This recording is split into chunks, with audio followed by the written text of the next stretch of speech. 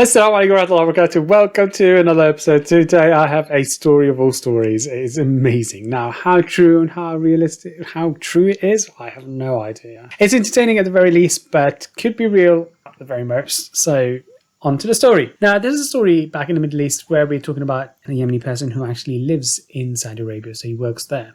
Now, just a quick snippet or a little bit of background. Yemeni people generally are quite hardworking. But then there are certain people from Hadramaut, a particular part of Yemen. This is where the merchants are. These are where the wealthy people are. This is the people who talk, live, smell, breathe, eat, drink, sales, companies, work, businesses. This is their lifeblood, right? That's what they live on. That's their drip in a hospital, business. All they talk about business, all they live is business, and they're moving from one project to another. And they're rather pretty much successful. The biggest names of the biggest richest people, if they're Yemeni, tend to be from, it's literally just down to the environment. If you surround yourself by business-minded people, people who are always talking that, naturally you will inherently become business-minded. If you surround yourself by people talking about the latest craze in TikTok and the latest dance routine, that's what your mentality will be stuck at. So a really amazing business, a really amazing way of thinking about business is to surround yourself by business. Anyways, digress way too much. And so one day he did find himself longing for marriage, and he found himself in Egypt. Well, it's not like he was drunk and woke up. No, he just went to Egypt, and then the idea of marriage, and they told him of a family who are happy to accept a non-Egyptian person for their daughter. And after asking about this family, and generally the general consensus about them, that they're respectful as far as they know. So he asked as many people as he can, but not necessarily the closest people. So this is another thing. If you're going to get married, ask about the family. Ask close people, as far people, before you commit to any marriage proposals. So this guy just asked from far, just understood, lovely family, amazing. So he went there. He went on his first visit. Obviously, he didn't go full out, but this guy, mashallah tabarakallah, has got a good amount of him. So it's not like he's completely poor. Meet the father, sat down with the father, and opened up the topic about marrying that person's daughter. So it was the father, his son, the mother was there, the daughter was behind doors. And, as they were discussing the topic, and then eventually they got to see each other, got to sit down with each other. Amazing. Things were working out. Amazing. They agreed on everything. So before they could finalize all the official part of the whole agreement on the wedding, he asked the father, do they have any rules, any stipulations, anything that before they go into marriage, what do they want? And part of marriage is you've got to sort of agree on non-negotiables beforehand, not after marriage. So if it's a non-negotiable, so this non-negotiable part forms part of the contract. And so if at any stage down the line, the husband or the wife break this non-negotiable, then the contract is nullified. And based on that, the husband or the wife can formally proceed to a divorce or khulu. And so it's best to set these things out on the onset before anything happens. And so he asked the father if there was anything like that. And this is just customary. You ask, it's part of the process. And the father said, no, absolutely nothing. He didn't even ask for mahar, for the dowry. But he said, the one thing is, you'll be with your wife, you'll be eventually going to Saudi back and forth. And so it's not really worth that you come to Egypt on your visits to a hotel. Why don't you just build an extra apartment on the top floor? And so when you and your wife come back to Egypt, then you can stay in that instead of a hotel. And then when you go, we can actually rent that place out. So we can all benefit from that place. And it just saves you all that money. And he loved the idea. Brilliant. They agree, they proceed with the formal wedding. Although they kept it sort of low-key a little bit. And then he started work, he got contractors in, and they started work on creating a new apartment on the top floor. So work on that started, and he was happy with his wife, but not every time he can take his wife with him back to Saudi, so he'd go back. So whenever he had an opportunity or on any holidays, he'd visit Egypt and go see his wife.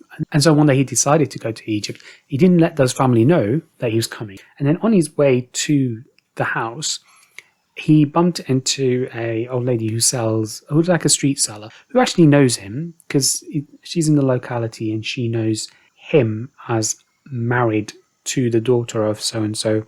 And so he bumped into her and she goes, oh, so you're here.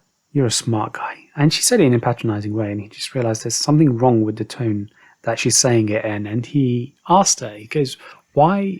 What's the change of tone? Because you don't know what's happening behind your back. Your wife, supposedly wife, she's actually in the house with her husband who is in the army. He goes, that can't be. And he goes, no, she's actually married. You're just a guy on a piece to supply the money for. You just build that extra apartment on top for them. So they used you. So he got really, so that he got enraged. Now, so he thought, you know what? I'll tell you what. Here's 200 Egyptian pounds. Keep it for you, but please don't tell them that I'm here. So he went, did a detour, went and booked a room in a hotel. From there, he rang them using his Saudi mobile number. He rang the family and he said to them, listen, I'm coming today. I got some time off. If you need anything from Saudi, do you want me to bring anything? But he's already there in Egypt. And he goes, oh, no, it's not a problem. No, all fine. We're all well. Yeah, just come. Didn't expect anything. And so a few hours later, he pretends he's on his way to the house. He sits down with the family, has his meal, and then he sits there and trying to plot revenge. And his wife goes, listen, I've just borrowed 1,000 Egyptian pounds from my brother. Can you give me 1,000 to give it to him? At that moment, the penny dropped. The supposed brother is actually the husband who was pretending to be the brother in this whole scenario. And so she wanted that money to give him some money so he can go and find a hotel for the few days that her Yemeni husband is here. And then, so as not to raise suspicion, she got him out of the picture. Now you'll wonder, how is it Islamically possible? It's not permissible for a lady to be married to two people at the same time. It is haram. It's not permissible. Is this a common thing? No, not at all. It's not a common thing, and it's not heard of in Muslim communities. And inshallah, Allah has guided after that. But what they did was completely wrong. And I don't know how would a man actually accept that his wife is with another person. I just find that sickening. But, that's how the story goes. So that was the final straw that the husband, but he kept it all inside. He realized this is what's happening. Parents are in on this.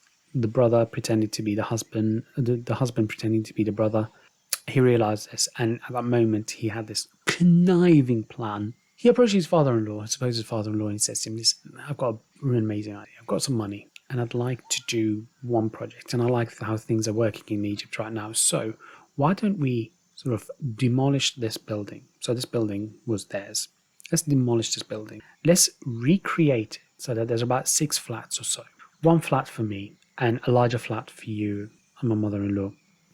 And the remaining 4, we can rent it out. So that money can go to my wife when she's here. And it's an income for us. All of us, we can all benefit from that. And the father's like, no, this is too much on you can't do this, it's not possible. He goes, no, it's fine. I genuinely have thought about this, and I think it's a great plan. And the father loved it. He goes, and what about us, where we don't have anywhere else to go? If you're going to demolish the building, he said, don't worry about it. I'm going to rent out a furnished apartment for you and mum, and you can both stay there until the entire work is finished, however long it takes. I'll pay it all up in advance so that you don't have to worry about anything, and you're there, and in the end, just think of the outcome of it. It will just be worth it. And a bit of deliberations, and they will love this idea.